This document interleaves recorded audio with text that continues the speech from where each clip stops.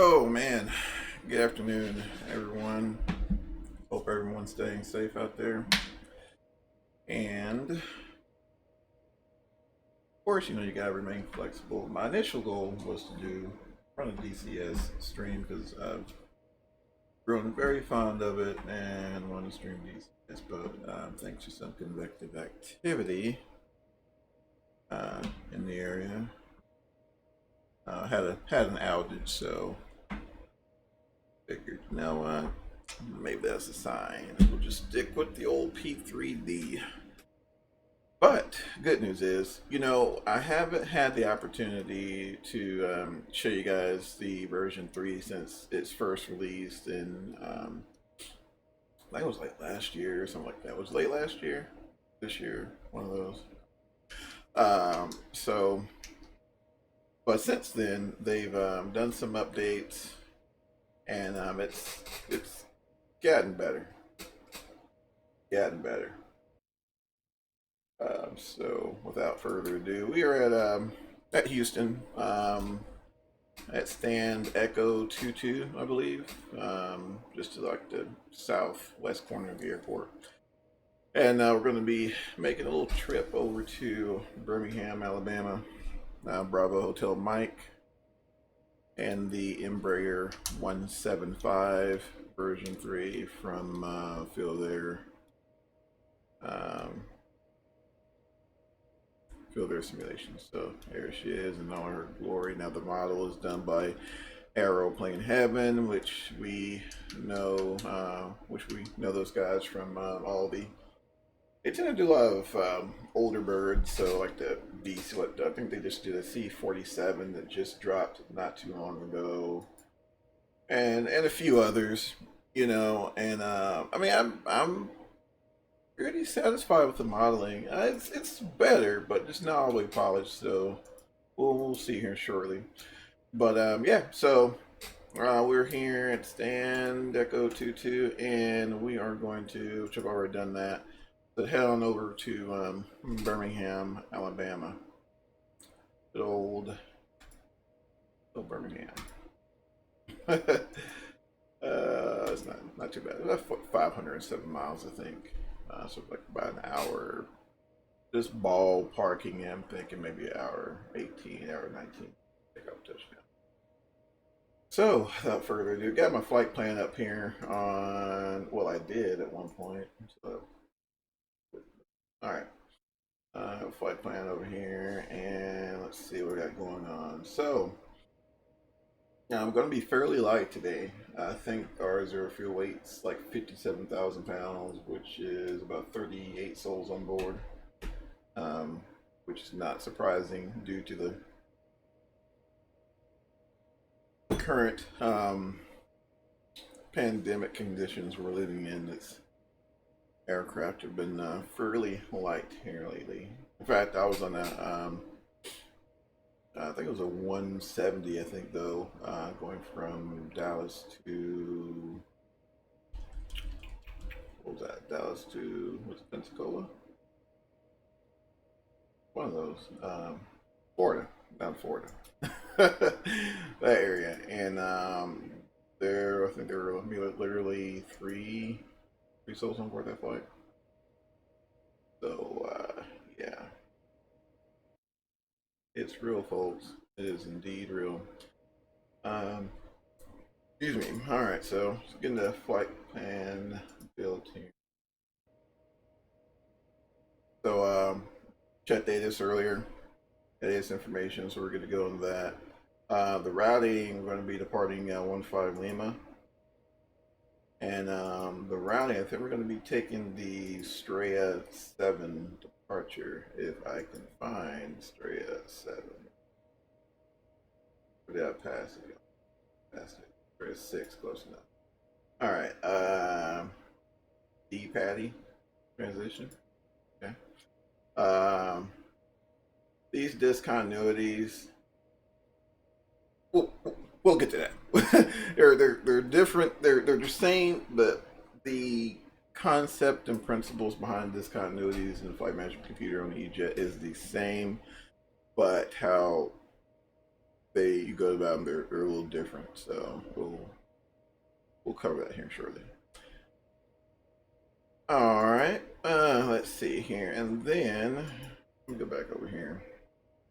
So we'll let's see next, and we'll go direct to the Meridian viewer. So direct to Mike Echo India, bam, just like that, and the direct limp. So Lima Yankee Mike Papa Hotel. Bam. And let's see, let's take a look at the weather. So we can, hopefully we can expect going into Birmingham, we can expect, by to the nav page, arrival 06. We are going to use the ILS, and I want to say OKW. We are transition for that. Next. All right, cool. So let's go ahead and activate this. Activate. All right. So next is the performance initialization. All right. So we're going to be cruising Mach 0.61 through. Okay. All right. We'll do 2.61. Let's see. Oh, I'm sorry. 0.62 Mach. All right. Do that. Let's see. Next, fuel reserves. Let's say we'll have 1400. All right. And cruising at 31,000. So treat 1,000 there with the zero fuel weight of 57,318 pounds. And I even have cruise wind, so we'll do 259er at 89er right there, and that's at 31. We'll do 31,000 there. The more accurate we are with this information, the better our fuel predictions and all that fun stuff will be. Okay, altitude. Right. Alright. Jacket. The 310. So yeah, we do have an altitude constraint. But let's see. Alright, be fine.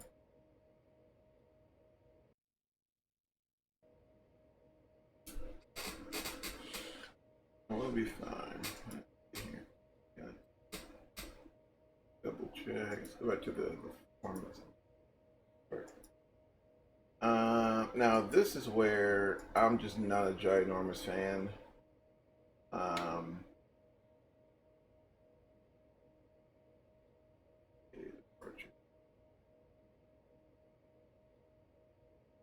Okay, all right. Kind of where I have an issue with it. So, and I guess it's not so much of an issue. It basically just boils down to this: we've been spoiled, over the past several years of these aircraft, including the ability to manipulate your weight and balance without within the confines of the sim, and Feelthere has clung to their old ways. When I mean old, I mean from back, what, like 2003? So, not so much as a complaint, not even a deal breaker, but come on, Feelthere. Come on. Let's catch up with the old times. That's all right. You know, we'll make do. So I'm jumping out of the sim to, you guys probably see that, the little speed calculator here, which was initially written, I believe, for the XCraps or SSG EJet series, and just so happens it works perfectly fine for um, P3D as well. So I know the audio is probably kind of weird at the moment. All right, but yeah, the tool. Let's see if you guys can drag it over there. There we go. So the tool, um, EJet speed calculator. Not sure if there's a later version. It just works for what's going on. Anyway, yeah, there we go. So 5 left. Select runway, gives you automatically populates the runway length. CG like 21. Takeoff weight, I've just been using this, seeing your gross weight down there, 60,400. So 1,400, and so gives you your stabilizer trim setting, 3.5 degrees up, and compute V speed there. So I have to move this to my other monitor.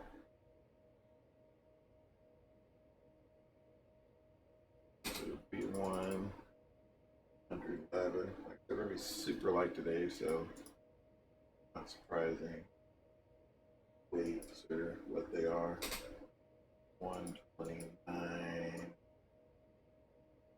and 174.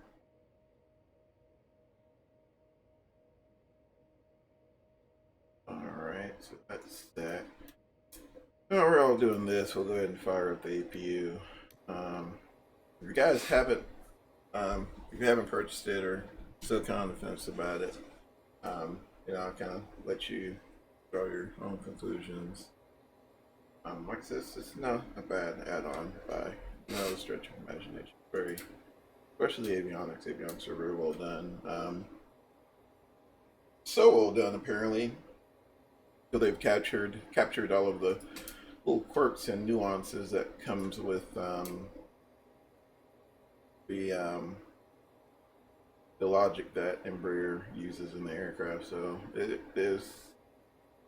it's a bit of a learning curve, and this is coming from someone who used to fly the version 2 religiously back, during like FXX and all that. And getting back into it, it's a bit different, but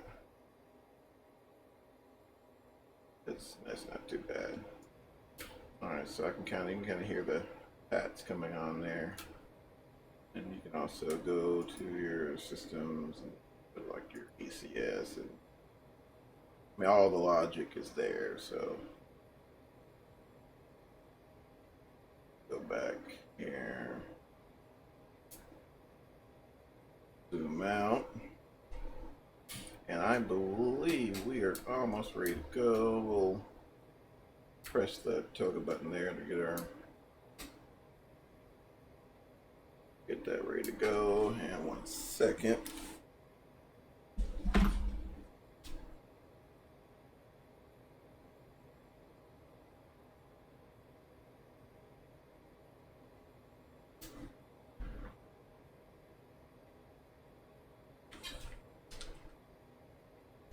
Alrighty.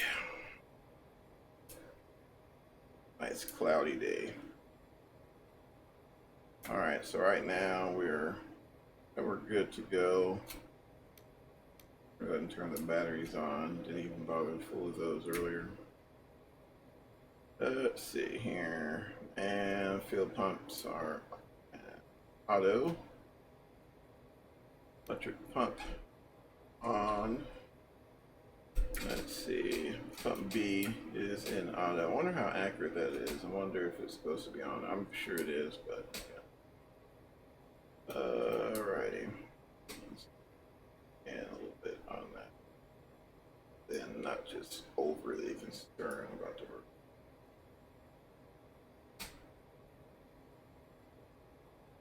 Even this is excellent. Alright. And go ahead and set our altitude at 431,000. So, let's see, you guys probably noticed that. So I'm using the mouse, the middle mouse wheel to scroll that up. Now you can hold down the control key and that increase that. It makes it a little quicker to deal with. And heading is the same way, so. Alright, that's good there. And then you got this little switch here where you can switch it from manual to FMS. So we'll switch that over to FMS. And I think we're ready to push. So go ahead and I don't know, this is just a habit for me. To kind of back up and just kind of see. Alright. Make sure I'm not going to hit anything. Alright, so I'll go ahead and call up the tug and get out of here.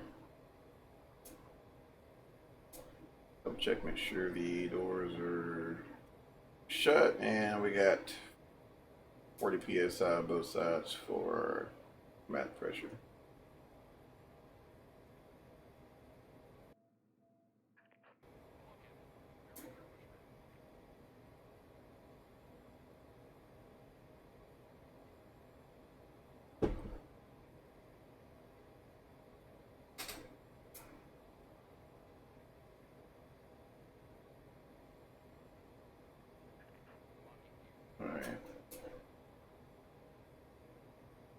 Be forewarned, I am by no stretch of imagination proficient on this, so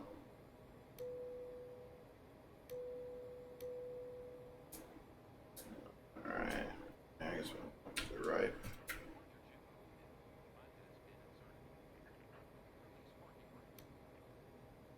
Alright.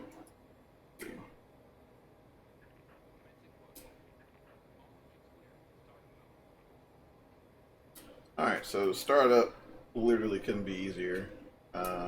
So not sure we're outside the start the right engine.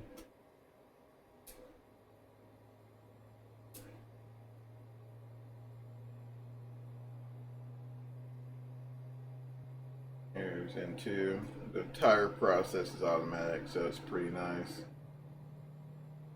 I mean, operating it, it's, to me, I guess really getting an understanding of the logic is the most difficult thing with the E-Jet series for me, especially those of us who were so used to the workflows on Boeing and Airbus aircraft, and then you get something like this, and it does throw you for a bit of a loop, but not too bad. So that's number 2 there. We'll go ahead and roll number 1.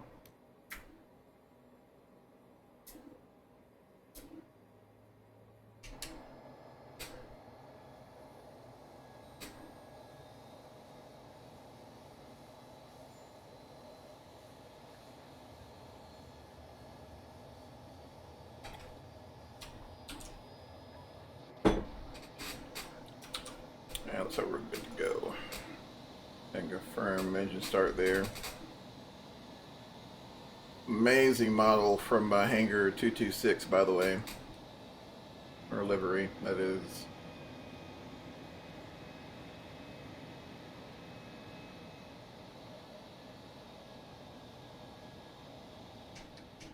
Very well done.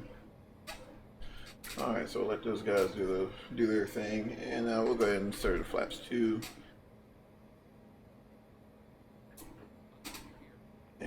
Flight control test in progress. So it's kind of give you an idea. Kind of gives you an idea of the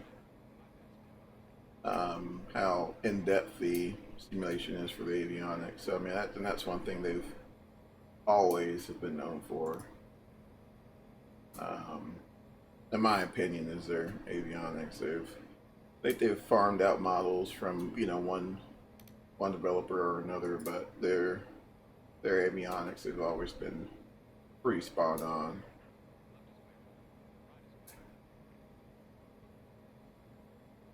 All right, there we go. All right, so we'll begin the long and arduous trek to 1.5 Lima. And we'll go ahead and disengage those brakes, and we'll roll in there, which I have been told that the Embraer doesn't need a whole lot to get going there. They do quite well on the ground, even on single engine, but I did try to single engine this thing, and I'm not sure if the ground friction modeling is all the way there for this aircraft, because if I shut down one engine, I mean this pretty much goes away, and I mean, you have to wind them up pretty high to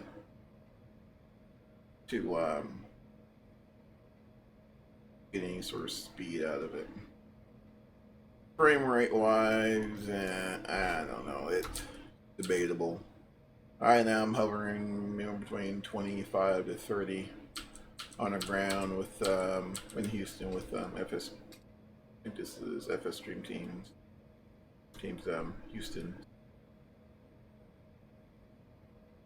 So yeah, I mean, we're idle right now. I haven't touched the throttles, and we're at 15 knots, so that's pretty good. But like I said, it's been kind of nice to, I don't know, maybe they've touched on the ground friction modeling a little bit, but maybe needs tweaking. I don't know. It reminds me a lot of the A3, 19, A3, 20, and the 21 with the IAE engines, and they tend to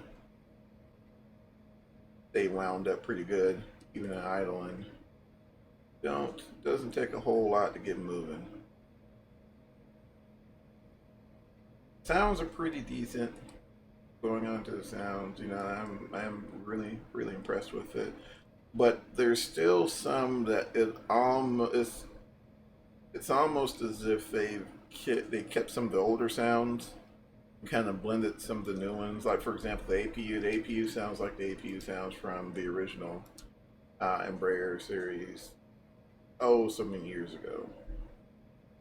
I mean, it's once again, for me, and this is just for me, sounds are huge for a lot of simmers, but P3D version. Hey, bud's going. Version 5 is coming out. Yes, it is. Yes, it is. No, I'm not either. I'm gonna hold off. Just kind of see what happens there. Yeah, I looked at it and it's, wait for FS20. I think I am as well. I'm just not. I don't know. It looks good. I'm sure they did make. Make some improvements on it, but I'm just not. I wasn't all the way sold. That makes sense. Just wasn't all the way sold.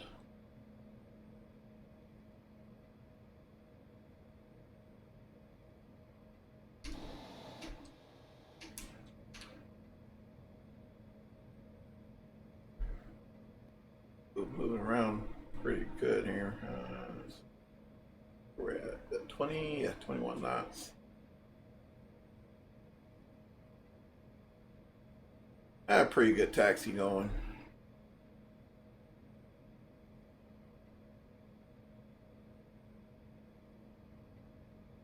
Normally probably wouldn't roll this hard on the apron, but be all right.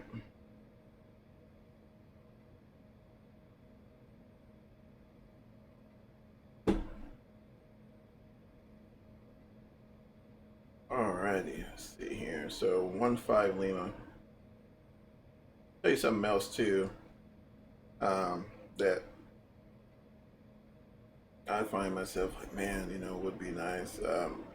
Especially, you know, from like EMDGs, the NGXU with the tablet there.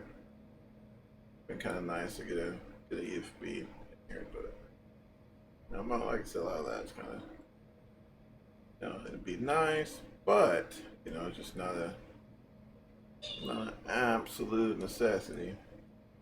We're still update with. Yeah, yeah, and that's. No, I think I'm with her with you. I think it's. No, I think it's about time for, you know, for a change. With the engine, I mean, it's antiquated. It's even difficult for me to stream P3D just because the way. I mean, it doesn't. I don't know. I tend to have more problems streaming this than I do DCS and Explain 11, for example. I think that's part of the reason why you find so many content providers streaming.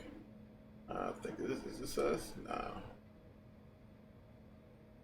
No. Streaming Explain and DCS and all that because it's, you know, it's easy on the hardware and plays well with a lot of the streaming services out there. Let's see, 1-5 left. I think this is us right here.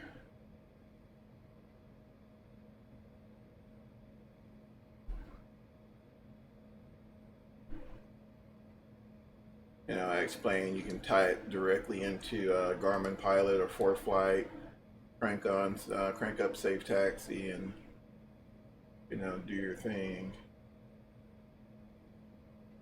All right.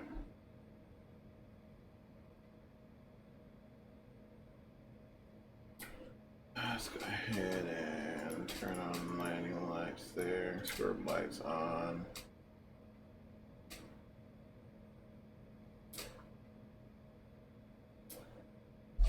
And if they did make an engine, unfortunately,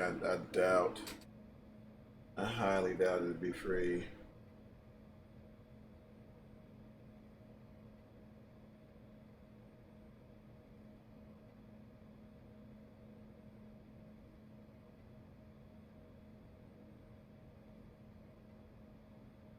All right, let's see here.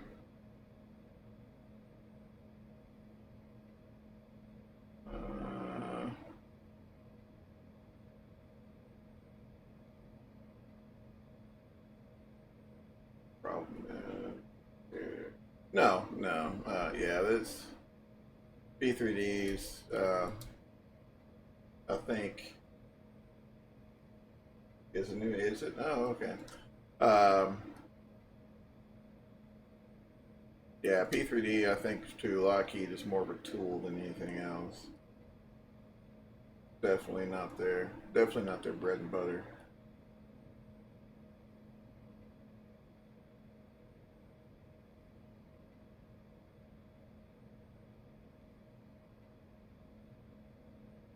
Let's see. I'm going to hold short right here. Here we go. And we're actually going to take. The only reason why I say this because I missed our initial turn, but that's all right. Let's see here. Departure. 1-5 right. And 3-6. Yep. Alright. Activate. Yep. Alright, we're good to go there. And before we jump on, the spare change for them. Exactly. But the one thing I do wonder sometimes, I wonder how hard or how difficult of a time, um, that X-Plane, the developers for X-Plane have with the frequent updates, because you do find that they release an update and then all of a sudden breaks everything, and then developers are having to scramble to get different aircraft updated and stuff like that. And just based on some of the forum posts I've seen, you do kind of sense a bit of I guess you can say aggravation that a lot of developers have been running into. And I don't know, maybe I think that's my biggest thing about X-Plane is I love it. Love the environment, the physics and all that. It's just a lot of the add-ons. I mean, just being honest, a lot of the add-ons aren't I guess, as high of a fidelity as a lot of your P3D and FXX add-ons are. Alright, so we're at 1.5 Romeo. So 1.5 left, that's alright. Let's see, let's double check, make sure everything's good there. Toggle button's been pressed. And let's go ahead and arm the auto throttle. Once again, one of those nuances there with Embraer. Alright, so we're going to take off, fly runway heading, and maintain runway heading. And then vector ourselves and continuous out. So there's some straighten out there.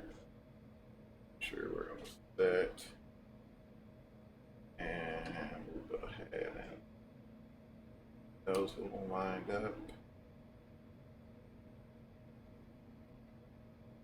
Alright, take off.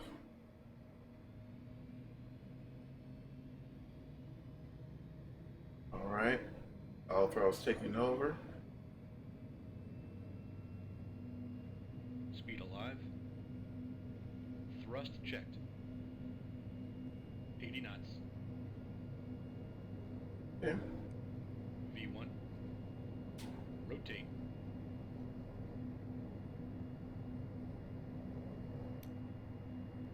Positive rate. Accurate. Glide slope, glide slope, glide slope, glide slope, glide slope, glide slope. Gear up.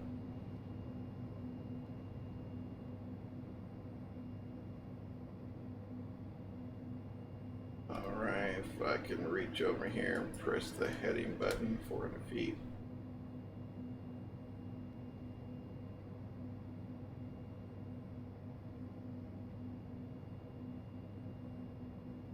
And if I could press the... I think I'm right. Where is it? Here we go.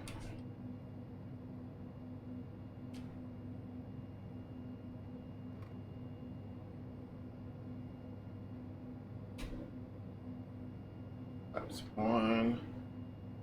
Get above that. Bug here.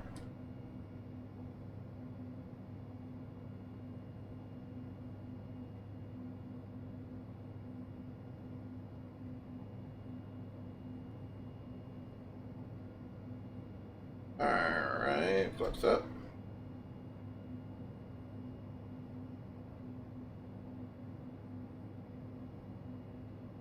And they're heading back here, where it makes it kind of difficult to fly. And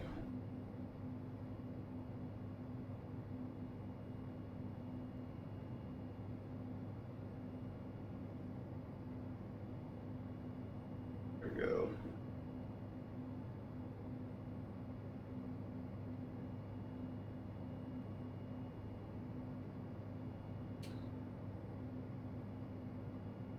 I think one thing I did notice with the E-Jet is that, normally we take off in a Boeing or an Airbus, fly to about 1,000 feet or 10,000 feet or whatever. I did notice, and which it does happen on any auto flight system. It will overshoot your speeds. It's not 100% dead on, so you do have to babysit it a little bit. But other than that, it's not bad. Keep this guy in heading mode for right now.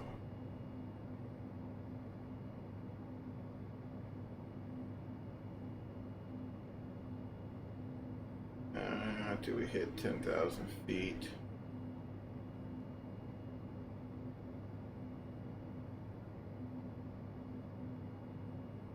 All right.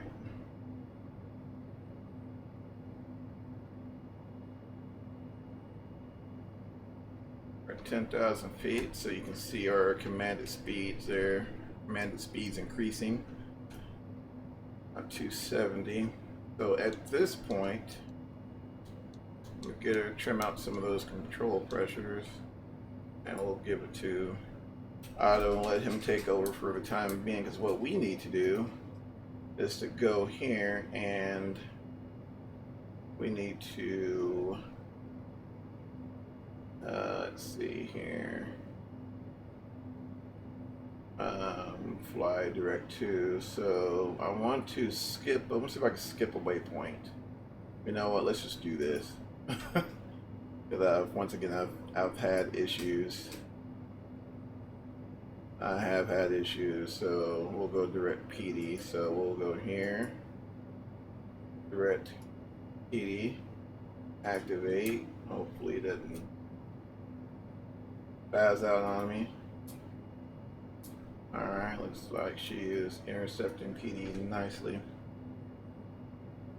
And all the way up to 310, so we'll go ahead and turn off that sterile cockpit light and our fastest equal signs. That's up there. Alright, cool. Let's see. P3 got a lot of add-ons that are nice, but not gonna lie, the physics are really bad in P3D. Yeah, they are. Yeah, they are. And it depends, right? Because you know there are some developers out there. I think we know who those developers are. It's almost as if they write their particular add-ons model flight dynamics outside of the simulator. One that really comes to mind is Majestic. Basically, the aircraft flies outside of the simulator in P3Ds, basically just being used for graphics. So, which is why the Q400, in terms of turboprops, is just a life-changing experience. But yeah, they are. And I agree with you. Not a huge fan of the model. Not a huge fan of the flight dynamics either. I know a lot of the aircraft, if the work isn't done on the back end, you do have a lot of aircraft that has that, as if the aircraft's flying on rails. I'm not sure, some of you have heard that analogy before about some add-ons in P3D. So I mean, it takes a lot of work to get P3D just right. I was talking to a friend of mine, and I was interested, maybe diving into, simulation or whatever. And as much, and like I said, I've been, with Microsoft in the Microsoft camp since FS98, I think.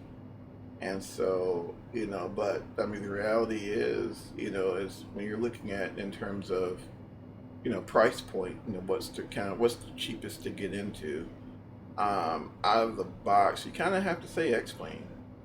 For example, the cameras, we all know how much of a pain it is to, manipulate the cameras, and, in P3D, I mean, X-Plane's pretty much, out of the box, right there, ready to go. Now, like I said, the thing I found you know, to be, I guess, you know, it seems as if it's troublesome to a lot of developers, as if, you know, as the constant, um, the constant updates, especially if you sign up for the beta, which is, I mean, it's great. Don't get me wrong, it's awesome.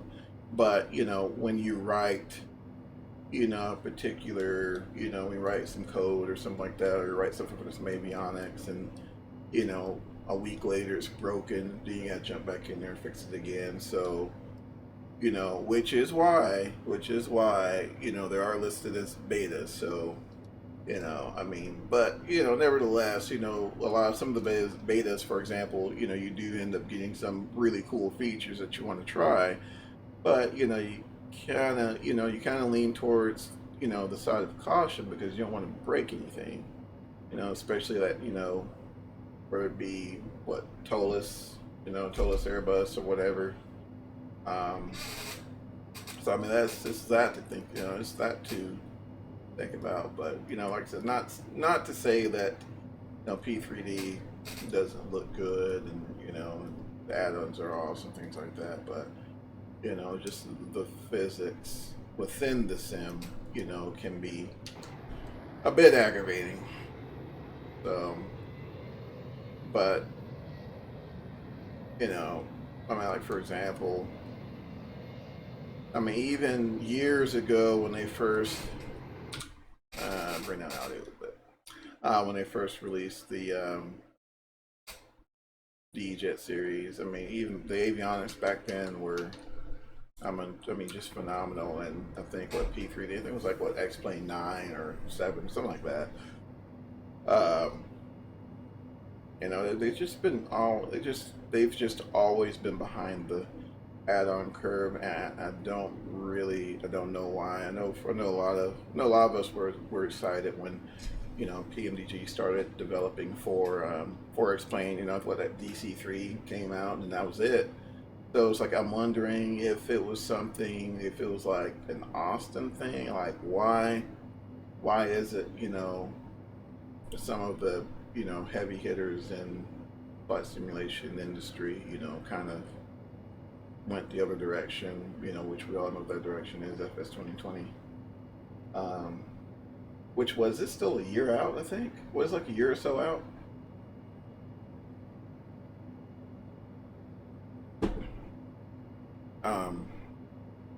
But yeah, I mean, there's been several developers there that have, you know, said that they're, you know, not really pursuing any, you know, anything else, you know, much more than what's already there in X-Plane, and, you know, they've directed their resources to continue development in P3D and FS 2020, which, you know, I mean, okay, I get it, but it's like, goodness gracious, you know, like it's still like a year or so out, you know. But then at the same time, you know, I mean, whatever Microsoft, I mean, whatever their camp is planning, I mean, it's going to be huge, because I mean, you know, they've played all the correct notes, right? You know, they've gotten alpha out. I mean, got alpha builds out in the hands of, you know, influencers and, you know, things like that. They've done everything that you kind of need to do to promote what's being marketed as something that's going to revolutionize the sim industry. I don't know. We'll see. You know, um, I just kind of cut the sound off, just so you guys kind of take in the model a little more. I mean, it's very. Oh, Decknote. Hold on. There we go. There's the interior model there that we're sitting with first class cabin. No, it's not first class cabin. Never mind. There's there the seats are nice. Good grief.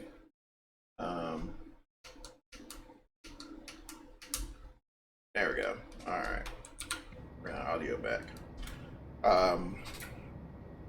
But yeah, I mean, you know, modeling has always been, you know, I'm gonna be honest, their weak point, in my opinion. You know, I've always kind of had some issues with that, but And I was like, well, if Airplane Heaven, if they're consistent to what they've been doing thus far, I think that they're going to have something. You know what I'm saying? So, um, but I think sometimes, and this is for me, because I find myself getting frustrated. Like, if you look at where our viewpoint is, we're like way below, and we're 1,000 foot below.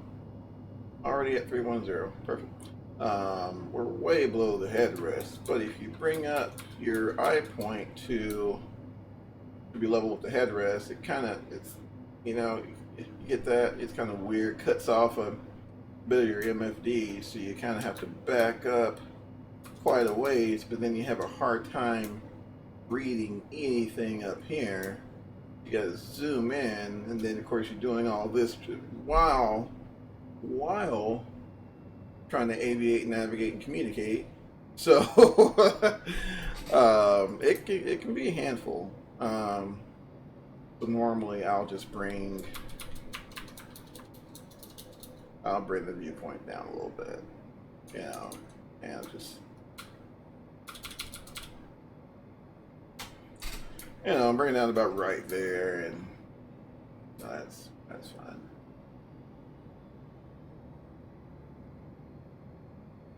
That works good for me.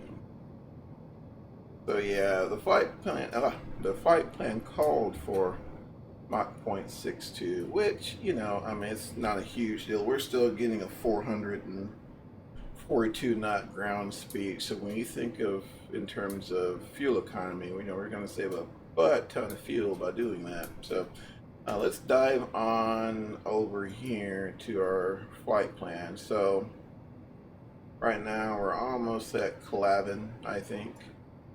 Now, I'm not, yeah, of course you guys remember me mentioning, because anyway.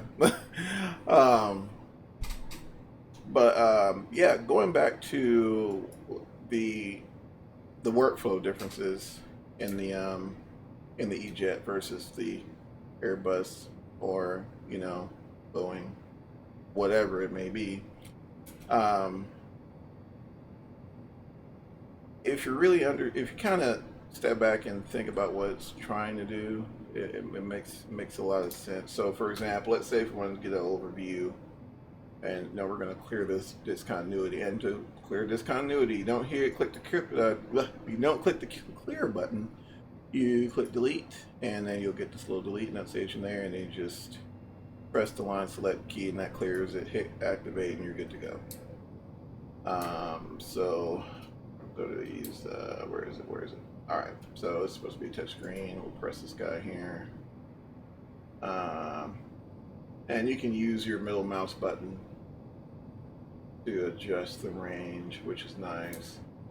Makes up for not being able to use the touchpad. But what we can do is zoom in a little bit, right there. And you'll use this little wheel here. You can kind of use this joystick and move your way along the flight plan. And so there's our top of descent. There's meridian. And so right here is where it gets a little weird.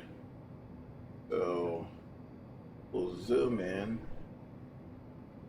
So length is literally right there next to OKW. So what we can do, we can just go ahead and delete, clear that guy, delete, then clear the discontinuity that it creates, fill that in, activate it, bam, straight in for 06. Perfect.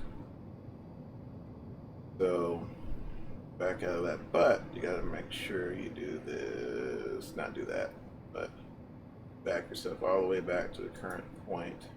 That way, once you go back to your map page, you go back to your map page, everything's kind of there. Progress page, pretty straightforward. And me personally, I prefer this outline better than some of the software versions that you see in like your Boeing's or your Airbus aircraft. It's very straight to the point. You know, how far I got, what time I'll get there, you know, and how much fuel I'll have, you know, once I reach that point. So um, straightforward to the point, which is nice. Um, Also, you'll get a nice flight progress page or whatever, or a summary. So that's pretty cool. So I mean, it's nothing, you know, crazy or anything or mind blowing. It's not like we're trying to fly a Concorde or anything, but there's definitely some differences, and I think probably the most challenging for me is the descent and the approach phase for landing sits. You know, you once again it's one of that it's that Boeing thing, right, or Airbus thing. You know, we spent so much time studying these aircraft, and then you know we get into it, and you know, for example, you know, if I press the VOR localizer button here, you know, is it going to do what you know I requested, or is it going to do something else? You know, because we don't have a full understanding of the logic behind it. So that's why it's super important to, you know, go through the manual if you can. Take some time, go through the manual. It's not a full FCOM version. It's what 150 pages. Browse through it, and I'm still referencing it and trying to get a handle on this thing. I mean, it's not a bad airplane. Like I said, the service pack fixed a lot of the issues. Now I'm still having some issues with some of the night textures, which is why I'm still find myself flying mostly during the day. But I have saw where someone created a FS Spotlights profile. So those of you who aren't familiar with FS Spotlights is the plugin that FS Labs created to give their Airbus those breathtaking night textures that we all love and enjoy. And but they also made it free, and it works for other aircraft as well. So someone made a profile for. I think they did the one. I think they did the 170 and the 190. I don't know if they've done the 175 yet. I hadn't even checked. I don't know what this does. Oh, it's a little false camera display there. Now, see, this is where they could have, and I think you guys probably totally know where I got this idea from.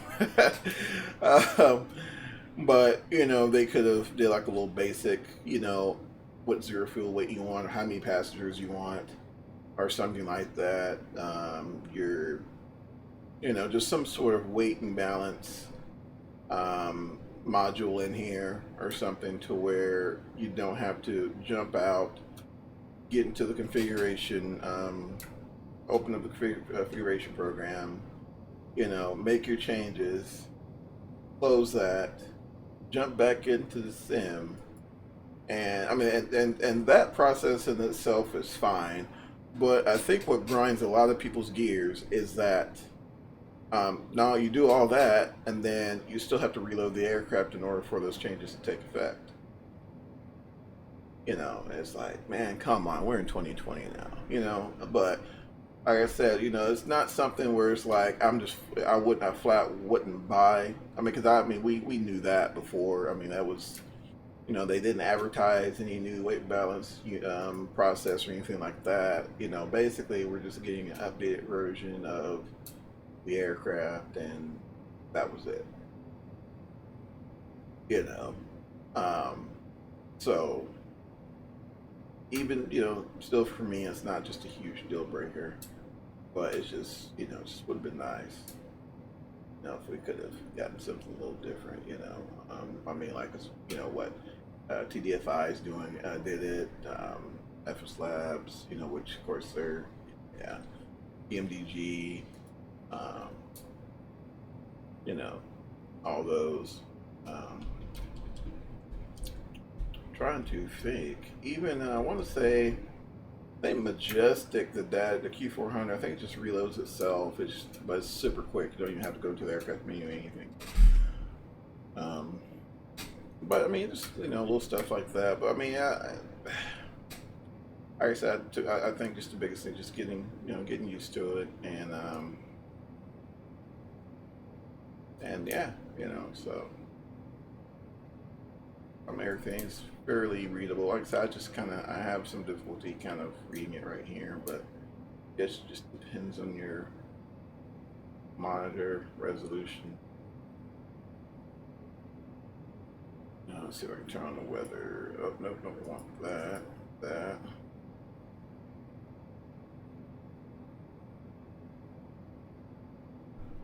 Weather off. Turbulence. Hadn't even bothered to take a look at that.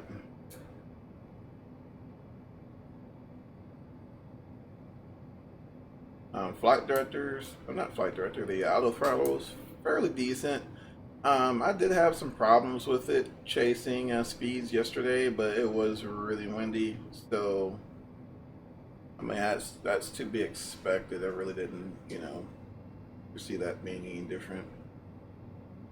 Now, just to show you how easy it is to make changes on the fly. So let's say, for example, and I want to try to pick up the pace a little bit, running kind of slow, which will be kind of nice to pick up the pace a little bit. We can do, I don't know, 0.65 on the Mach, and right there. We've commanded we've commanded Mach 0.65, and see the I was like, all right, I'll give you 0.65. So it's slowly coming up there to Mach 0.65. We'll burn just a little extra fuel, but nothing crazy. Nothing crazy. I did see the elevator disconnect and the aileron disconnect are usable, and there's some little convective activity again. So if I lose you guys, sorry. Yeah, we got some weather moving through. That's what killed my DCS stream. So yeah, no worries. So no worries. I got fire handles there. Probably shouldn't test that right now, but I don't think we'll do anything. It looks as if, for the most part, everything's clickable. For the most part.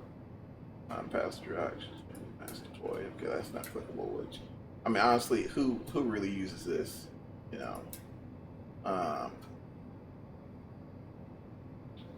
Let's see. Most of everything there is clickable. Let's open up the cross bleeds and see if that makes any changes in our logic. So we did get enunciation there. Cross bleed switch is off. Probably not gonna make a whole lot of difference. Oh, yep. So synoptic page there. Got to change.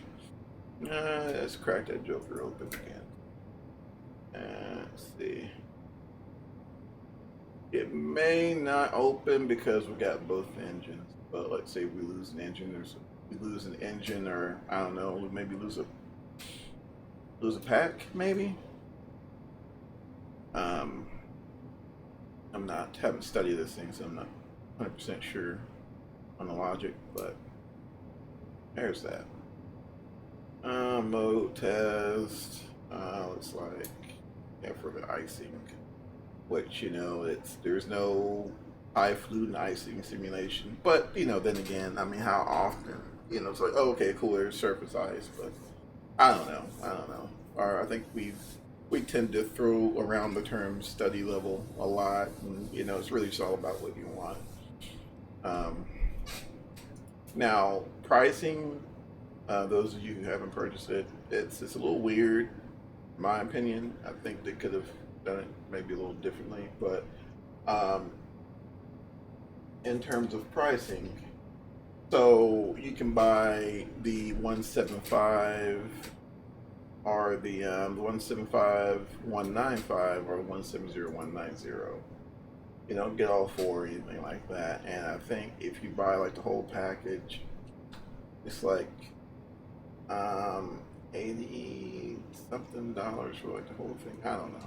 It's like 80 something dollars. But let's say if I bought like the 195, yeah, the 175 and 195, that'll be like 40-50 bucks. No, like 49, 50, $60, and then you have to spend like another $50 to get the other packages, which, correct me if I'm wrong, but so that's just something to keep in mind there.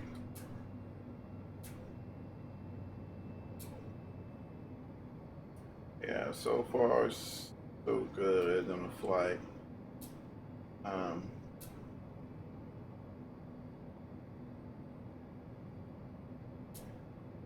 The speed, just I don't know, it's just pretty decent about maintaining airspeed. So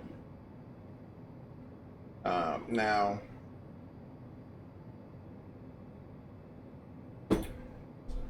since we're getting close to it, the descent modes are a little different than what we're all used to. I mean, the principles behind it are still kind of the same, but now you have, for example, say flight path angle mode. So, 1 second here. Excuse me.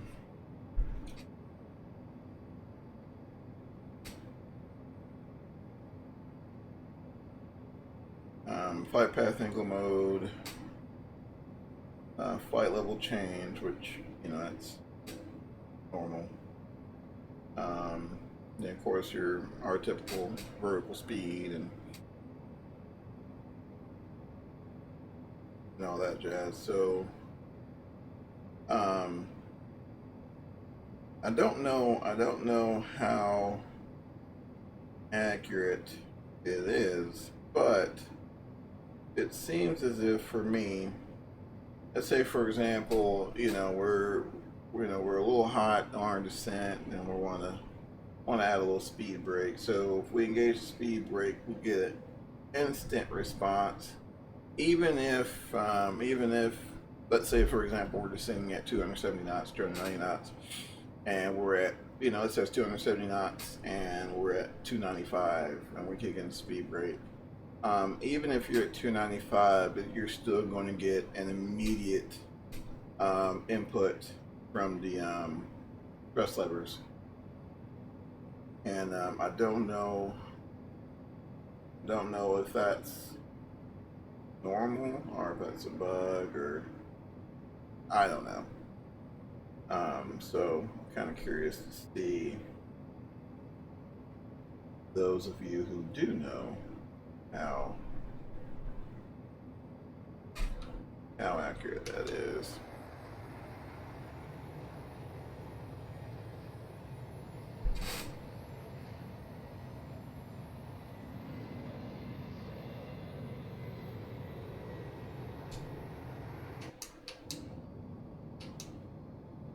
Yeah, you also get sudden surges from time to time, and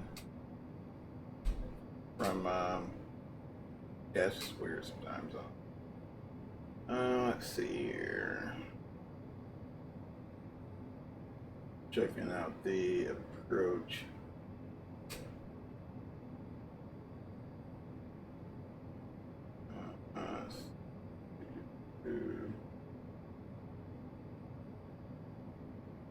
Just kind of that.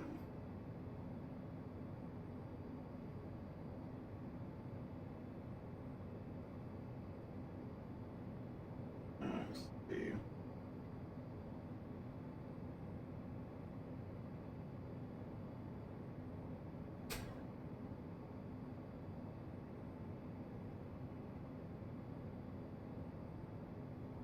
Okay, alright, so should be pretty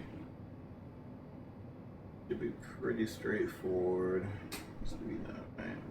Good.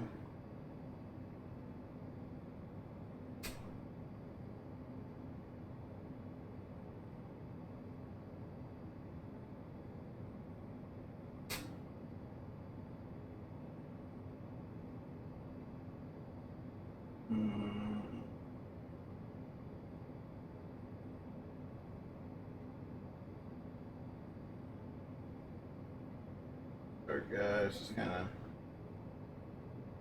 double checking in my approach plate real quick.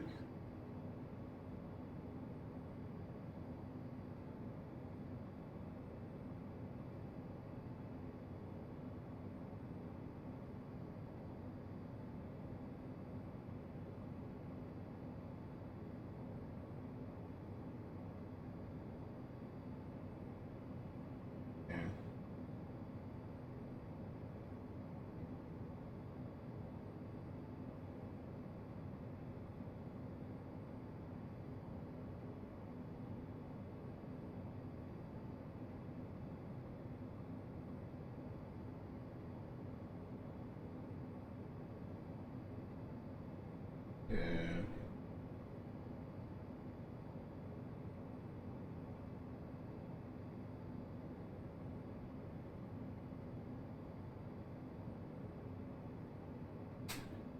All right, cool. So, all right, so that's what we'll do. Dive over here before we start descent. Things get super hectic. Let me go ahead and dial in the ILS frequency for runway 06.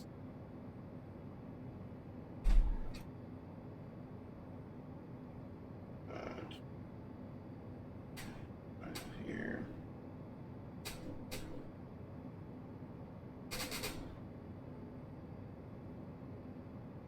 All right. Bravo Hotel Mike.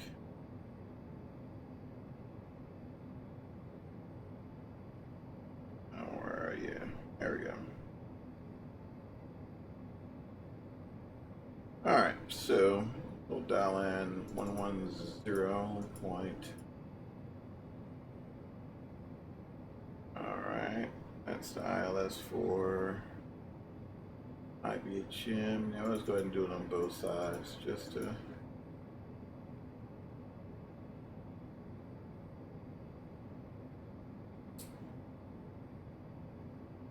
be safe. And once we get a little closer, we can press the preview button there, and we can set our runway heading and all that fun stuff. I just wanted to at least get that out of the way.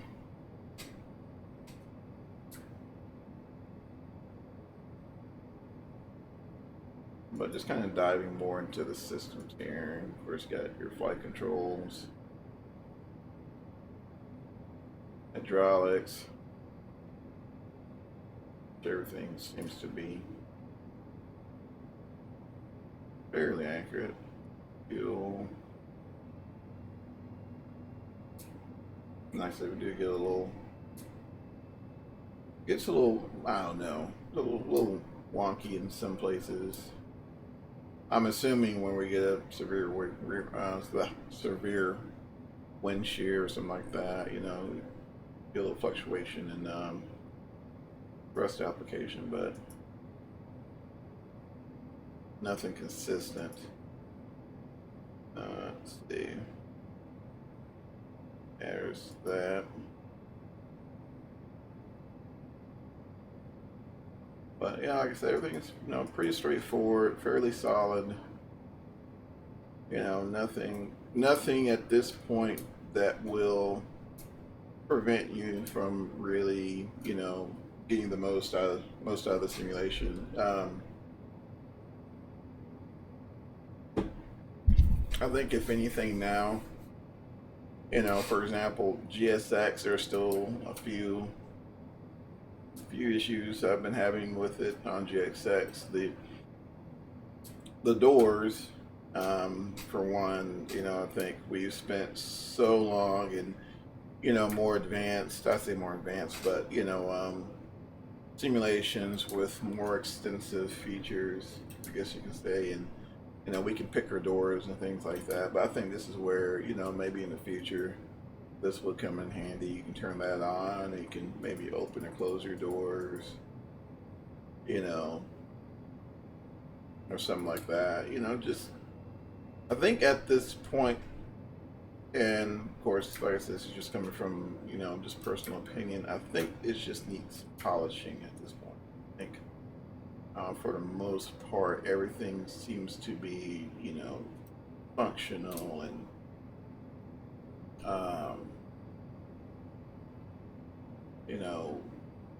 you can get from point A to point B, but I think just looking at it holistically, it could use a little polishing. Heck, I think you'll have something. Sometimes we do get kind of frustrated. I know I do. Sometimes you get a little frustrated. It's like, man, wish I can do this or X, Y, Z, whatever. But I mean, for example, look at I think what TDFI or TFDI, and no matter how many times I say it, I screw it up. So spare with me. But when they initially, I think everybody can pretty much agree when the 717 initially released, it was a train wreck. We all knew it. But I mean, they picked themselves up by their bootstraps, and I mean, even then it was it was a phenomenal simulation. There was just some issues. And I think just recently they fixed the CTD problems, and yeah, it's been pretty good so far. I did update in case you guys run into that problem where you get the flickering more so on cruise than anything else. I did update my drivers and my NVIDIA drivers, and I haven't had that problem yet. So just a heads up, please run into that. So it's like we are about 239 miles out now. Getting pretty close. Ground speed at 473 knots. So that's not too bad. I know sometimes when we're talking in terms of simulation, set the cruise up for as fast as the thing can go, and do that. But I mean, realistically, especially in a situation where you got like a 90 knot crosswind, so you're still getting, even at, let's say for example, we left it at Mach 0.62, you're still getting, I don't know what, 450, 470, the ground speed. So, I mean, you're still covering pretty good ground, and still puts you in within the schedule. So why not just save the whatever 1,000 pounds or so, and bring the cruise speed down, and let the prevailing winds do the work, right? So it makes sense.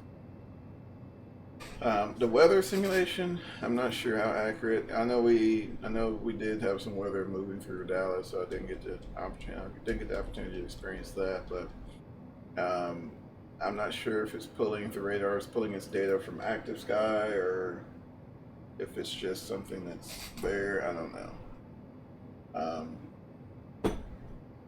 I'm under the impression that it was pulled from active sky. The weather data, that is pulled from active sky. But then again,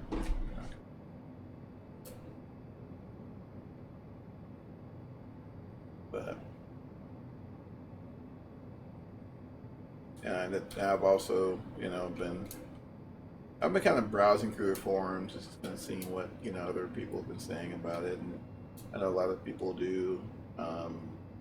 They do say that the panel itself looks very plasticky, which is totally not a word, but I guess that kind of best describes it in their words. But when you look at a lot of these aircraft, especially like Airbus, for example. I mean, it's very neutral color, very sterile color, I guess you could say. And so, yeah, I mean, they do look kind of plasticky because a lot of them kind of are plastic, but or something like it. So, I mean, maybe the texturing. I think that's really what they're meaning by that. Maybe the texturing could be, I don't know, maybe more of a worn texture look with, I don't know. I mean, to me, it looks fine.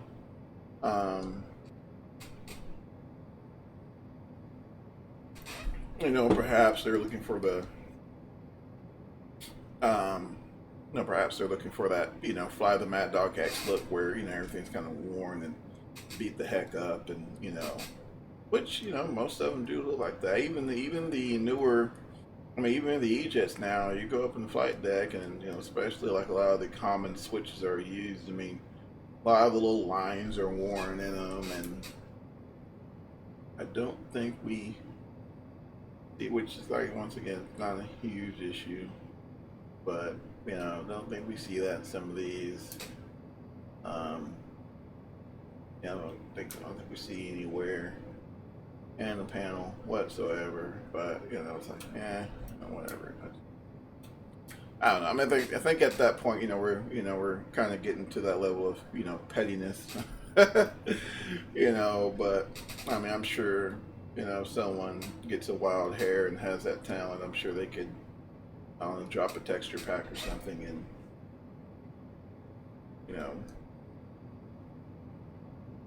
they'll satisfy, that worn look that some of us have.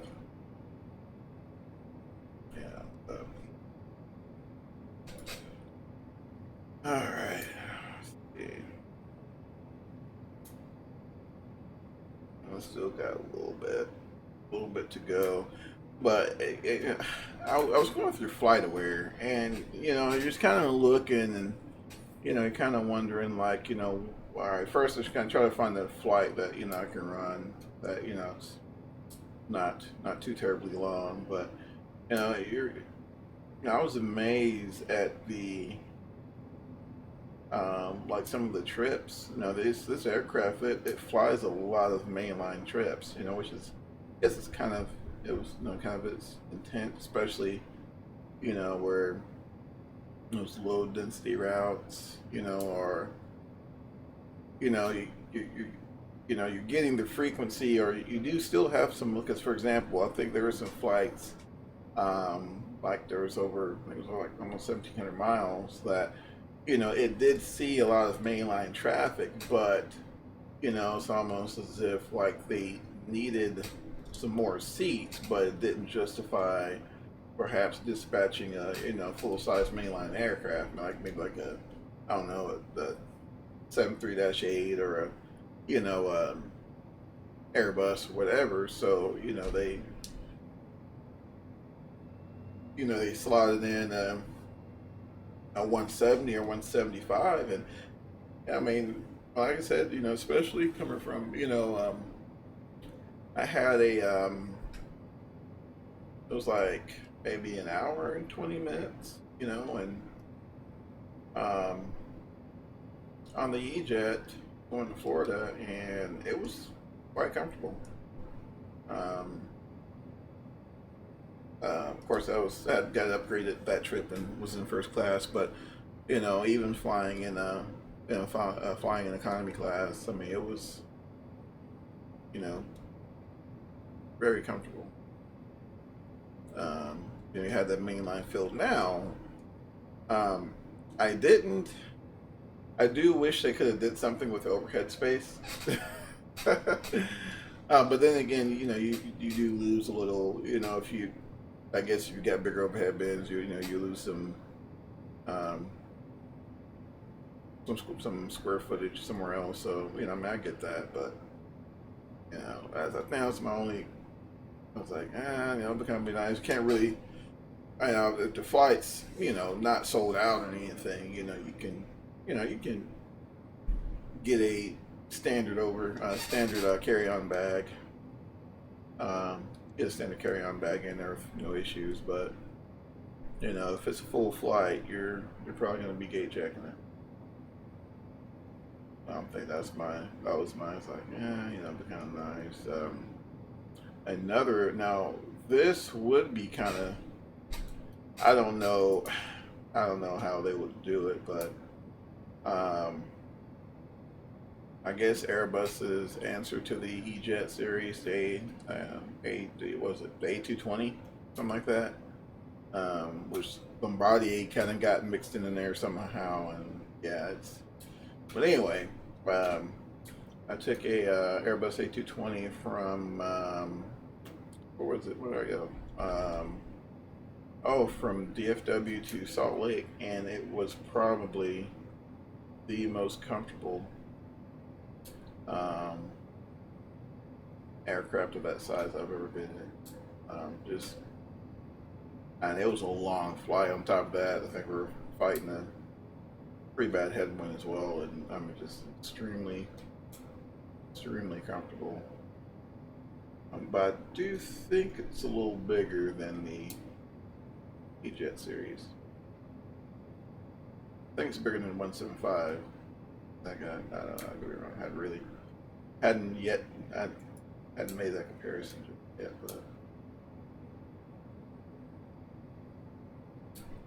but I mean, all in all, I mean, I'll say this, you know, and I mean, I may get slandered for this one, but it beats the heck out of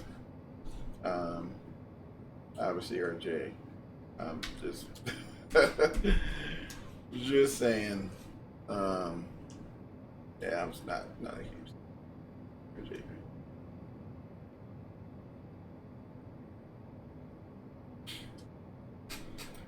All right.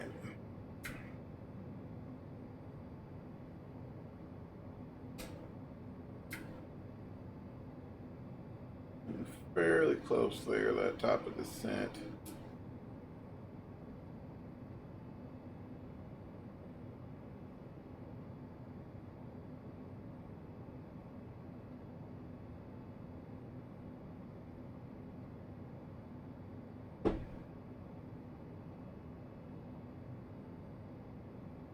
About 162 miles out. Those of you who are just coming in or went in, went out, whatever, you know, welcome. Sorry about that. Sometimes I get to rambling and don't get a chance to say anything.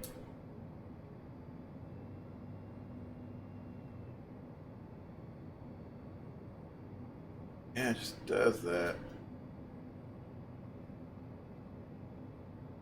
I almost wish they would have given us the capability of just completely locking that out. I'm actually going to check here.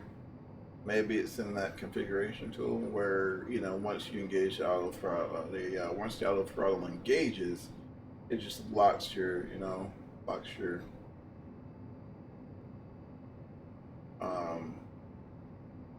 thrust levers out. Look here. If I can find it. Alright. Let's see if it's in here. Oh. Preferences.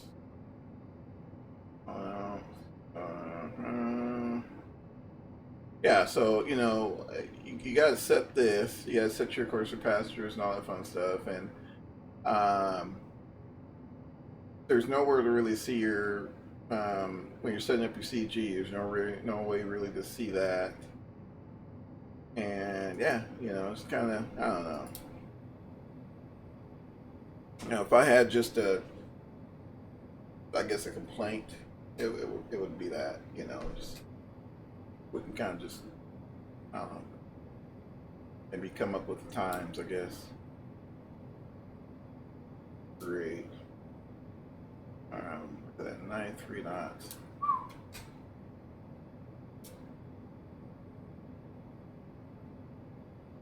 Yeah, I'm thinking if we had, I don't know, if we pulled out 0.74 0.72, we'd easily break into that 500 knot ground speed. I think we could have probably shaved 20, 30 minutes off your trip.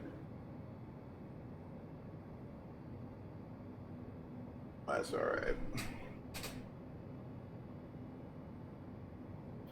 Now let's see if we can nail this approach here. I'm curious. I was trying to learn this thing. I did one flight into Little Rock, and we're on approach. Everything was perfect, and I'm like, and of course, I'm still thinking Boeing. So I'm like, all right, so I need to go from nav to our arm the approach. I'm looking. I'm like, okay, so arm the approach, and I got no enunciations or anything. I'm like, so it's an arm, and then I press something else, and then it ended up following the heading, which wasn't even set yet, and it was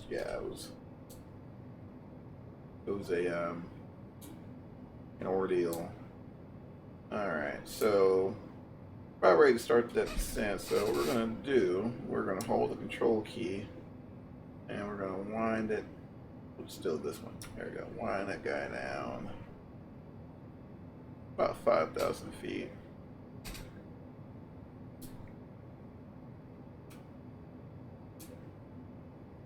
Wind this guy down about 5,000 feet. Once we fully cross meridian.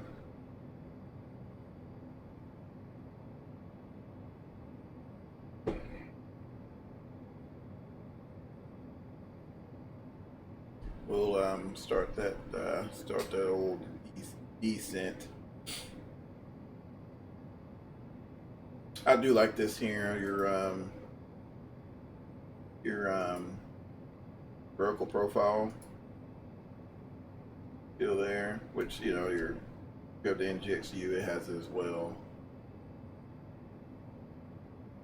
I was listening to a podcast a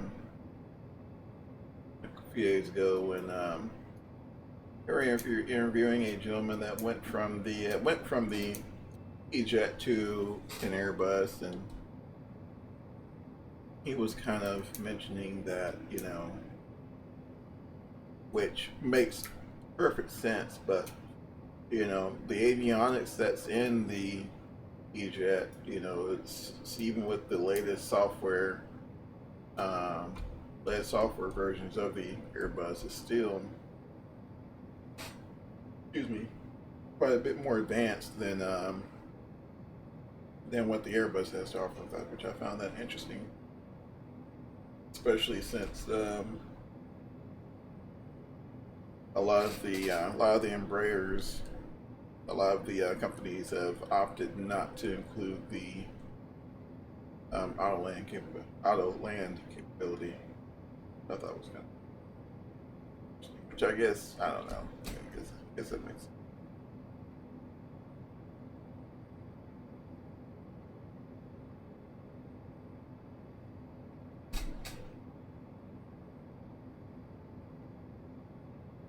Right.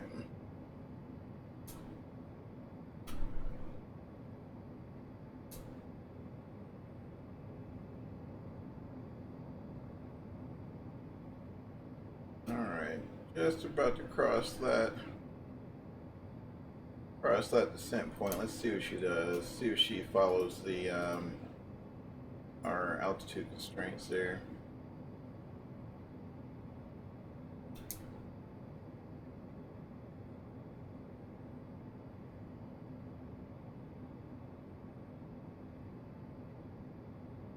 Unless I did not do something correctly, which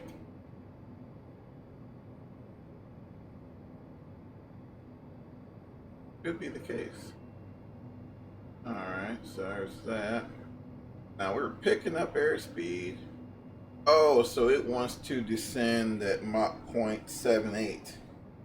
Gotcha. Or 290 knots. Gotcha. Alright. Which we'll probably know that here. Alright, so yeah, descending at 0.78. I'm good with that. I'm good with that. It's coming up to about 290 knots. Good with that. Now we can if we look here, we can kind of see that there vertical profile. So that magenta line is our plan, and that's what this line here is what we're actually doing.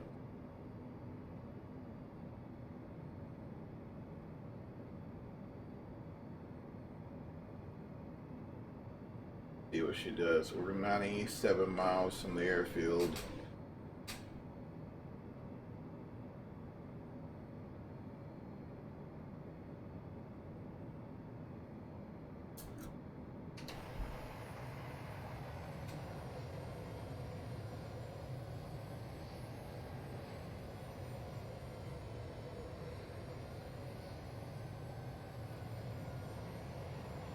I'm not a huge United fan from a consumer perspective, but my goodness, that livery is pretty. Not gonna lie.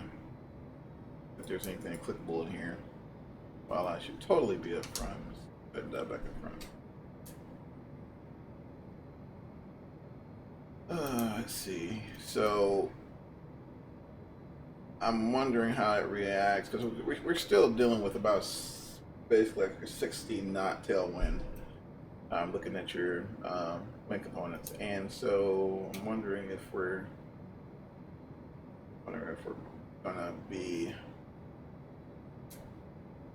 gonna overshoot.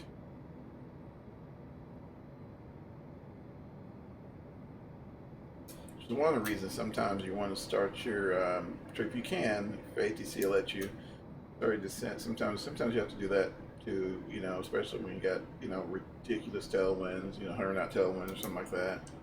You'd want to look at trying to do that because as the wind's pushing you, you may not get that performance, that vertical speed performance, to be able to overcome that without, you know, without trading some of that vertical speed for distance. So we'll see how that pans out. It may be alright though. I think it'll be alright. Now I'm wondering if it'll let me use this preview course. Oh yeah, there we go. Alright. Okay, so let's go back to my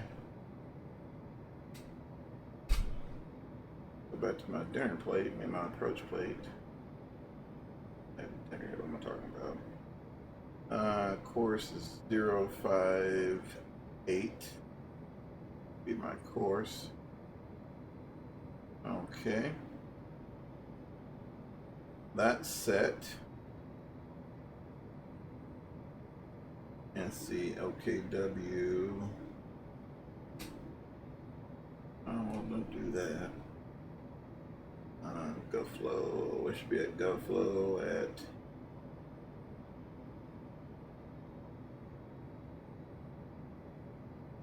Okay.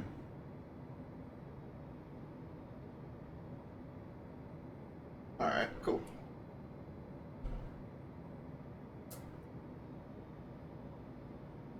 So we got our course set. Our nav radios, I believe, are still set. Yep. That's still set. And I guess we'll go ahead and let everybody know, start making their way to their seats.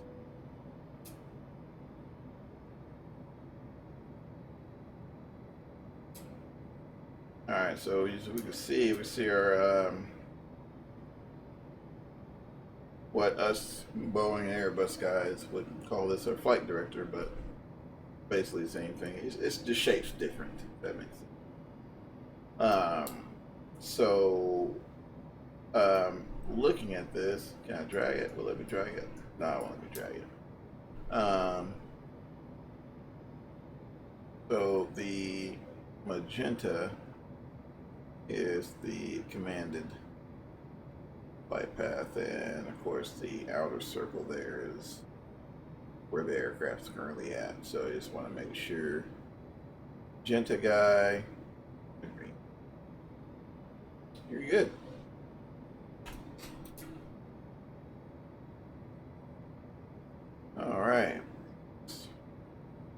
gonna zoom this in a little bit. Let's see if we can do that. Nope, not zoom out, zoom in. There we go. So we're pretty close to our planned vertical profile.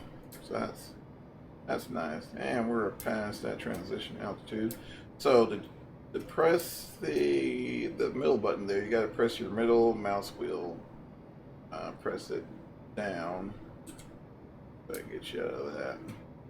Or, like, for example, if you want to push to sync your heading with your current aircraft's heading, you just press the middle mouse button and there you go, it syncs it just like that.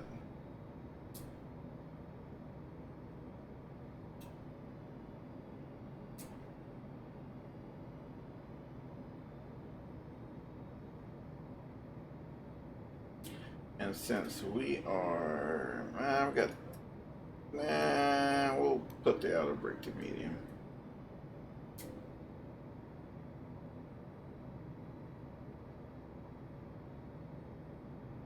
And while we're doing that, let me once again go outside of the sim.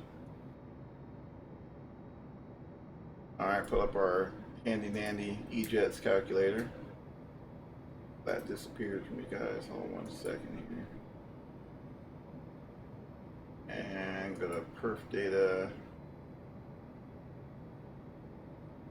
Gross weight. Alright. Move this out of the way. Alright, let's see. Kilo Bravo Hotel Mike.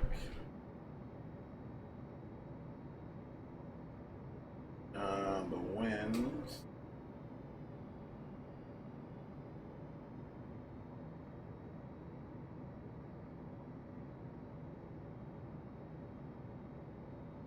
That landing config.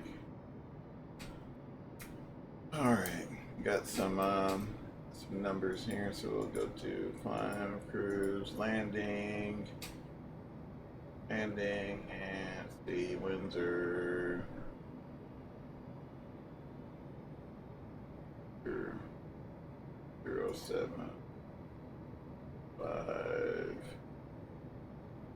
0.75 at 7.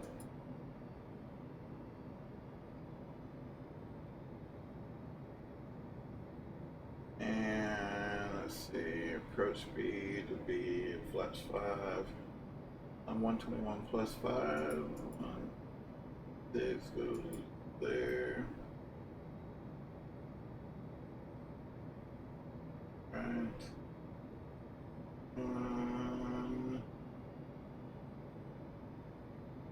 The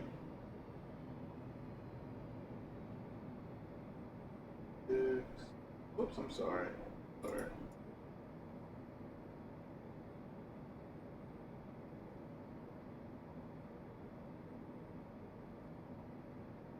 Oops. There.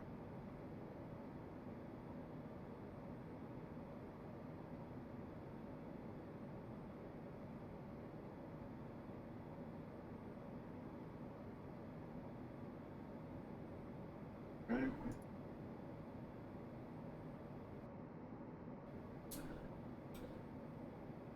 Now let's see, let's tap the auto brake here and see what it does. Yep.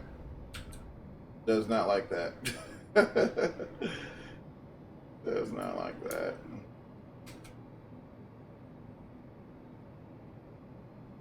Now that may very well be accurate. And I'll tell you what we can do actually. We can or not. We can put this guy in manual. See if cooperates. Vertical speed. See if we can shallow this out a little bit.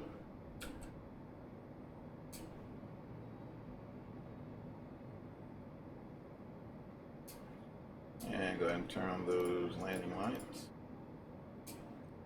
Stereo cockpit light on.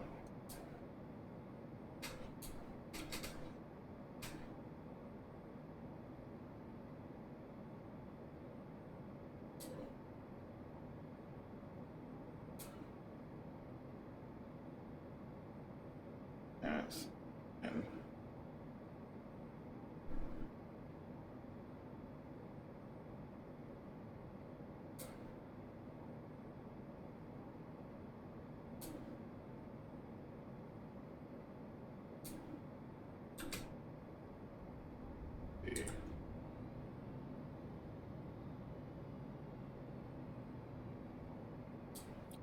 I think, if we're not mistaken, if I'm not mistaken, it should be 3,000 at Buffalo.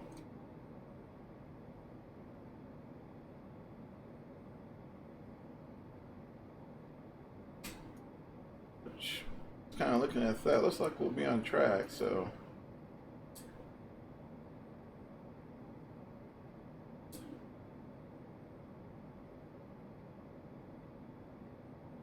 Let this ride for the time being.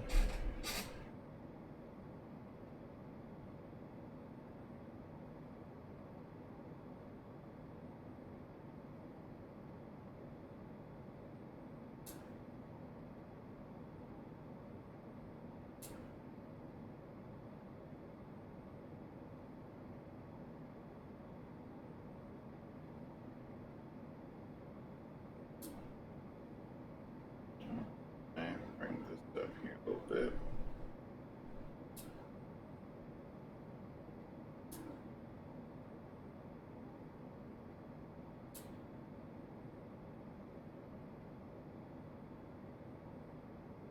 About 1,400 foot per minute.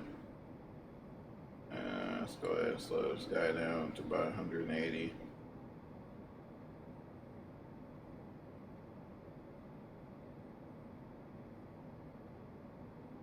I won't hit that no time soon. We'll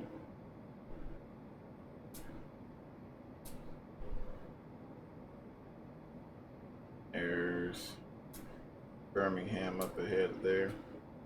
Looks like our localizer is alive.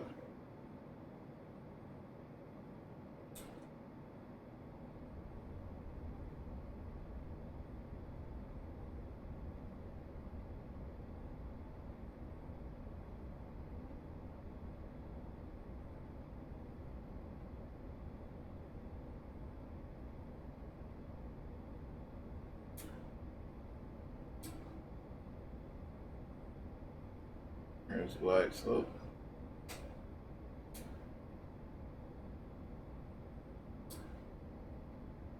Alright, so it's like just press the localizer button there, so it's like we're starting to track the localizer.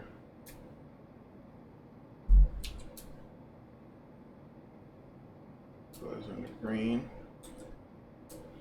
And we're just going to try to manage some of this energy using some speed brake till we get to altitude of 3,000 feet.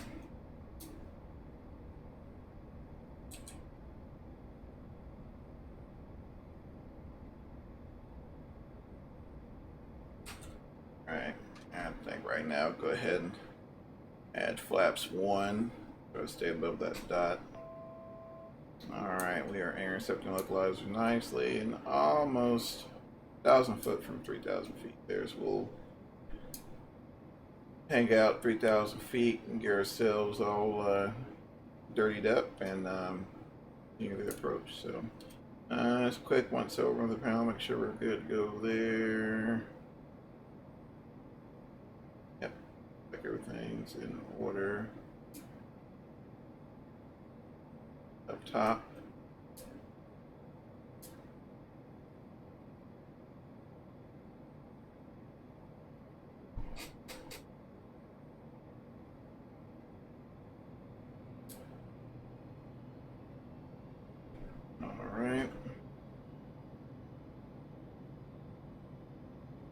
Alright, so all of our, so basically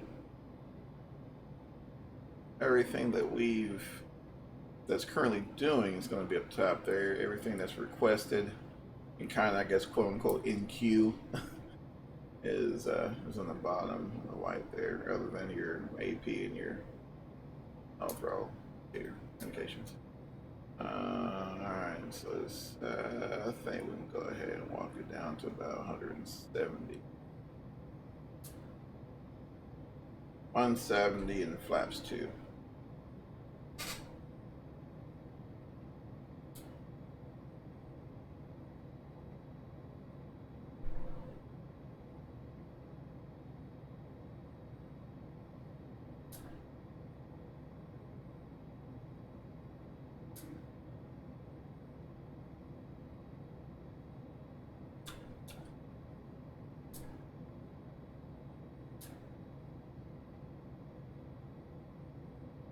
Alright, so it's kind of waiting on that glide slope.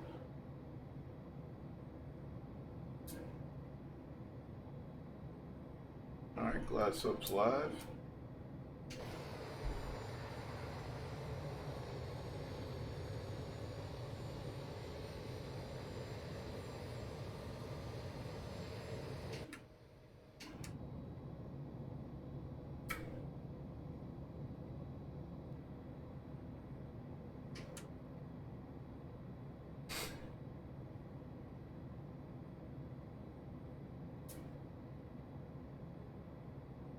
Alright, glide slope's live, gear down.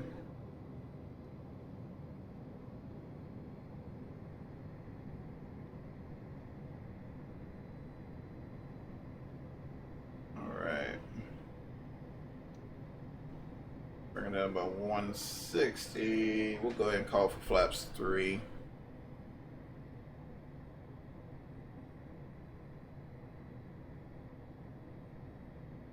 And call for flaps 4.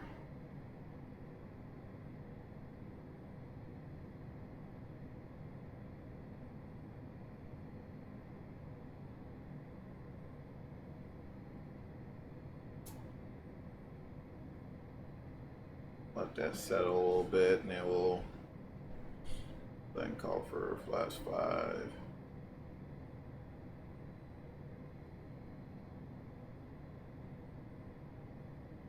All right, flaps 5.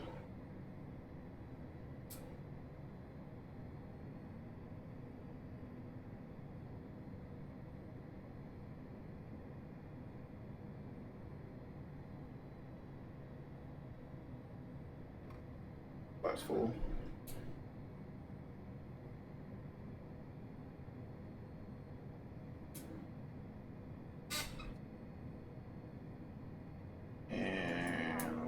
Take out a pilot. Rotate controls.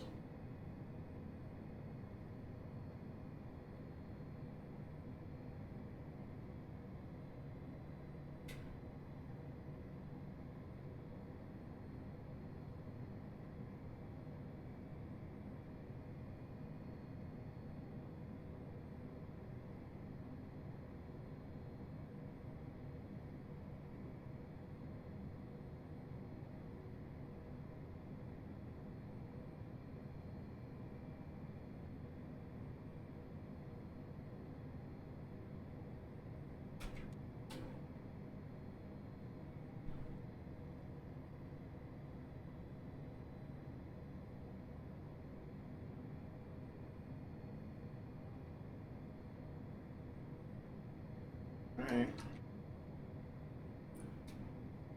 See if we can get those Approaching minimums. Amy markers there. Minimums. Continue.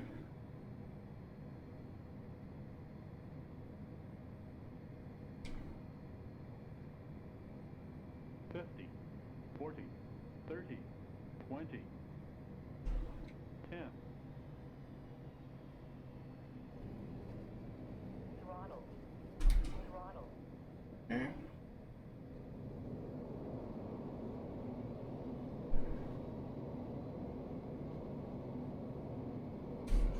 All right.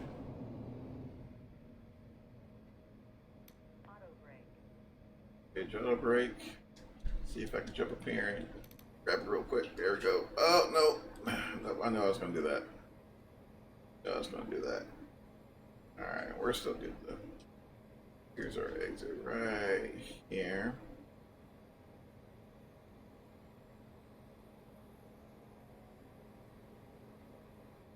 This the taxi is so long in Birmingham. It's trying to get the APU on so it can.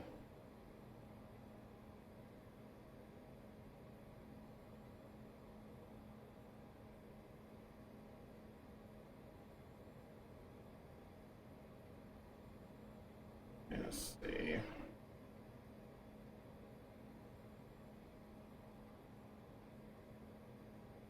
Alright, let's slide on the brakes right here. Let's clean the airplane up.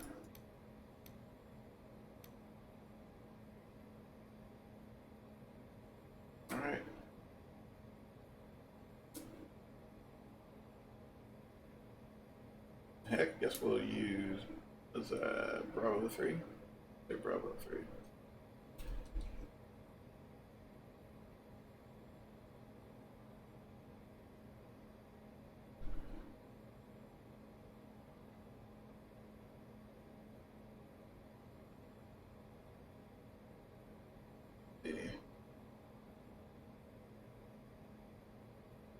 And we'll pull in here nice and easy, like ish, kind of, sort of, maybe. Alright, there we go. Oh, that good. Alright, and shut this guy down. Just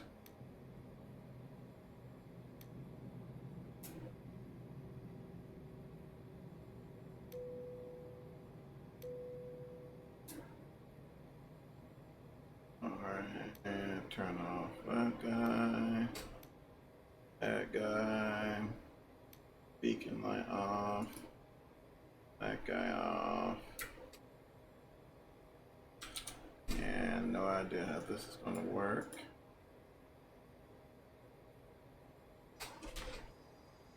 Here's the jet bridge. And, you know, for example, you know, you can go in here, you can see how we perform there. So our en route time, I think the briefing called, flight release called for an hour and 19 minutes. We got here an hour 17 minutes, you know, so not bad there. Let's see, fuel use 5,162 pounds. Not horrible there.